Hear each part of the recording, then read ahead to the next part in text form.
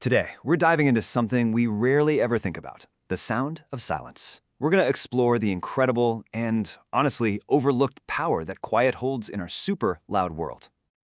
So let me just ask you this straight up. When was the last time you truly sat in silence? I mean, no phone buzzing, no TV on in the background, no music, no traffic, just nothing. Pure, unbroken quiet. You know, if that idea makes you feel a little antsy, you're definitely not alone. For a lot of us, silence is, well, it's uncomfortable. It's this empty space that we instinctively, almost desperately, rush to fill with something. Anything. Words, music, a podcast, just any kind of noise to feel like something's happening. But what if that quiet isn't empty at all? What if it's actually full of something we need? Turns out there's a powerful science to stillness, and it reveals how quiet can physically transform our minds and our bodies in ways you would probably never expect. And what's really amazing is how little it takes to make a difference. Get this, research shows that just 2 minutes of dedicated silence a day is enough to start creating real, measurable physiological changes in your body. Just 2 minutes. So what are these big changes we're talking about? Well, they're pretty profound. We're talking about things like lowering your blood pressure and reducing stress hormones like cortisol. But it gets even crazier. Quiet can actually promote the growth of new brain cells in the hippocampus. That's the part of your brain that's absolutely crucial for memory and for regulating your emotions.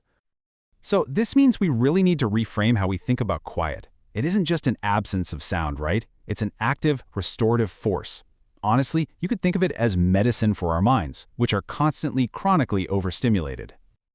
And look, this idea isn't some new age wellness trend, not at all.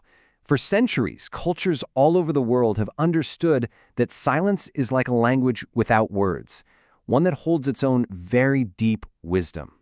For literally thousands of years, different traditions have held silence in really high regard. Buddhist monks, for example, use it as a path to enlightenment.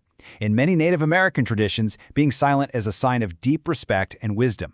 You see it in Quaker meetings, where they use quiet for self-awareness. And a lot of Indigenous cultures believe that true listening, which can only happen in silence, is what lets us hear the truths that words so often hide. A really perfect example of this is the Japanese concept of ma. Ma is all about that pause, that empty space between the sounds. And in that worldview, the silence isn't an interruption at all. It's actually just as full of meaning as the sound itself. It's part of the whole. It all boils down to this one simple, powerful idea. Silence isn't empty. It's full of meaning. It's not a void we have to fill, but a space that's already complete, just waiting for us to actually pay attention to it.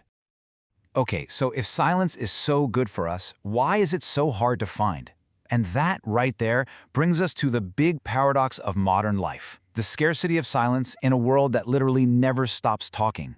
And when you put it side by side, the stakes couldn't be clearer. On one side, you have constant noise, which is scientifically linked to anxiety, poor sleep, even heart disease. It just creates this state of endless overstimulation. And on the other side, you have true quiet. It promotes mental clarity, it fosters deep creativity, and it just restores our sense of balance. The search for quiet has gotten pretty extreme. True, absolute silence is now so rare that people will go to incredible lengths just to find it.